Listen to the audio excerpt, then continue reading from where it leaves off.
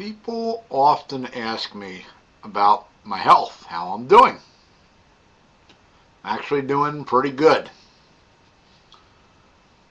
I have a couple different issues going on with my health. As you know, I was in the hospital 3 times in 2011 and once in 2010. The 2010 was a small one, was pneumonia. I had gone into a restaurant and the girl that was the hostess should not have been working that day. She was coughing up a storm. I have a compromised immune system and I ended up getting pneumonia and it put me in the hospital for about 48 hours. 2 days. It was actually 3 days, but it was from like 3 o'clock on a Monday till 3 o'clock on a Wednesday. So the hospital probably counts it as 3, but it's 48 hours. And then in May, I was walking across the parking lot right over here, where, next to my apartment, and all of a sudden, I couldn't breathe. I could not breathe. So I knew something was wrong. So I went up into my apartment, I grabbed my laptop computer, my cell phone, the cell phone charger, and the laptop computer charger, put everything in a big bag, hopped in my car, locked my door up, and hopped in my car, and then I went over to the hospital. I have never gone through a triage nurse as fast as I did that day. They saw what type of agony I was in trying to catch my breath, and they got me into the emergency room like that.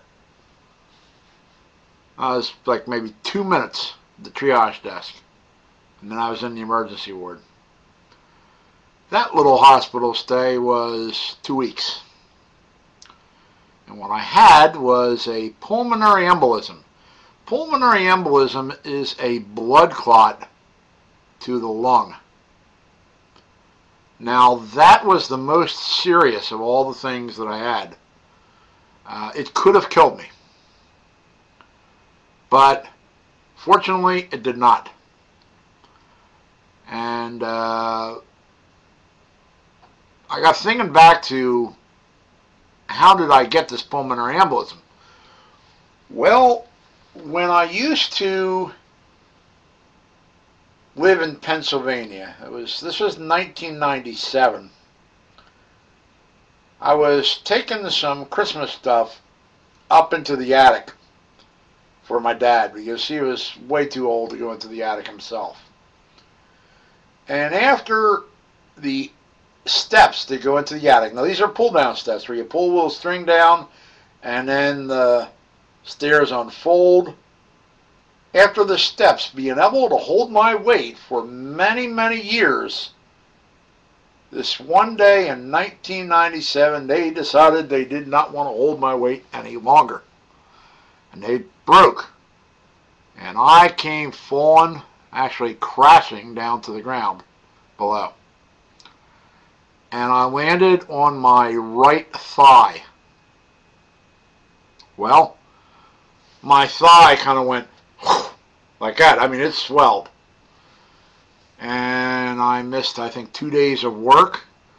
But then I got over it, and I was better, and I was able to get back to work. And after a while, the leg started feeling much better, but it gave me what I thought to be was arthritis.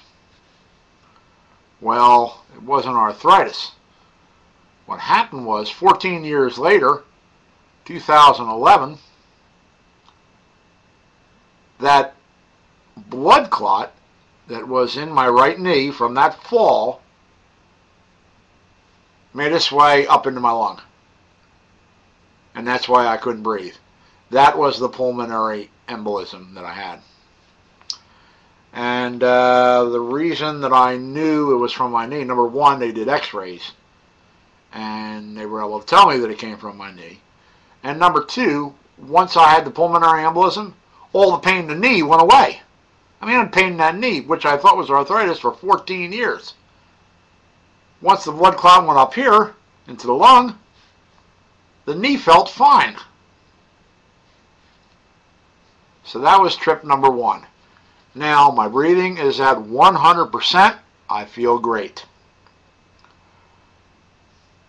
Visit number 2 to the hospital was in August. That was cellulitis. Now, I suffered with cellulitis since 2003. Basically, what cellulitis is, it's an infection in your leg.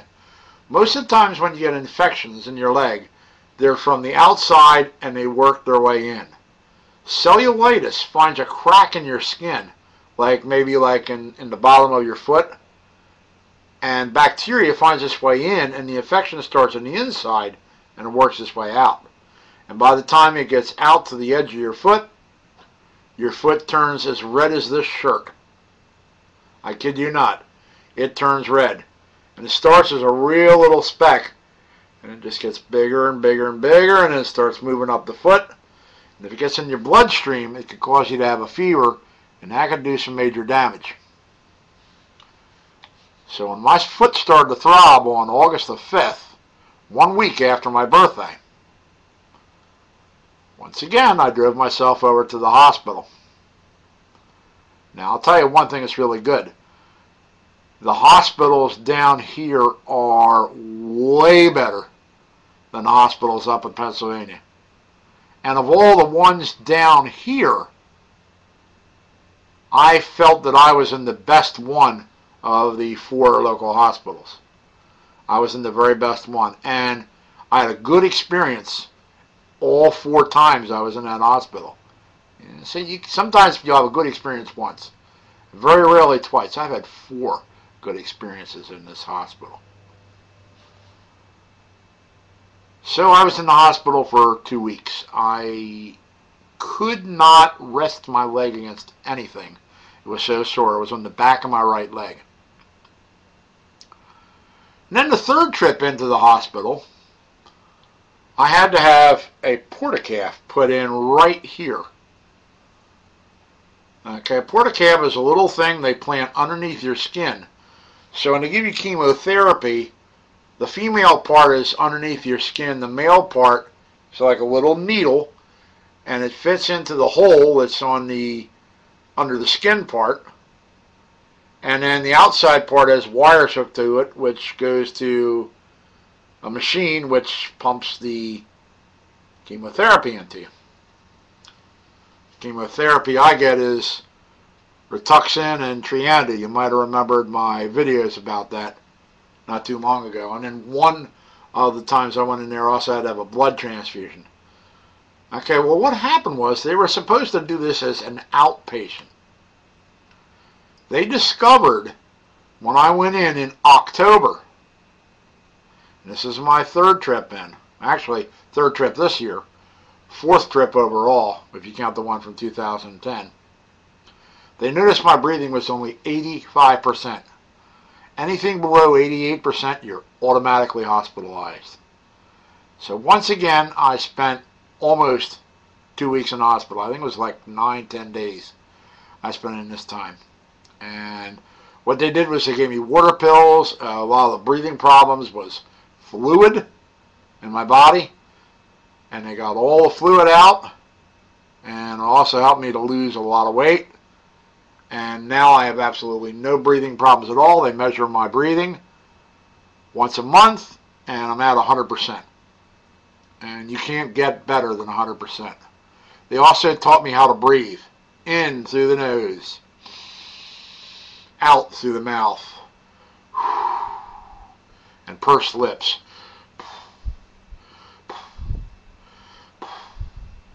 You build up your breathing that way. You may have seen some of the videos I did right before I went into hospital then, and you could tell I was struggling. Now, the chemotherapy now has helped me out a lot too. Go back to some of my videos back in August, and my face was puffed out. Those were the lymph nodes. That's the cancer. The cancer thing is ongoing. It's doing well also. I had treatment number 1 in October, number 2 in November, number 3 in December. Number 4 is supposed to be the day after tomorrow. And number 5 in February, number 6 in March, then I'm done. So I just wanted to give you a good update on my health. Doing well right now. The only thing of all the things that still ongoing, now the cancer treatment's going to end in March, but the only thing that's still ongoing was what I was in for in August, the cellulitis. My legs still swell. They don't get red like they used to. They don't get infected, and the skin rarely cracks. It does crack every once in a while, but I go to a wound care specialist when it does. And the cellulitis is still hanging on. But doctors know how to handle it, and, well, better days ahead. So I just want to give everybody an update on it. And, as usual, thank you for allowing me to bore you. Have a great day. Bye.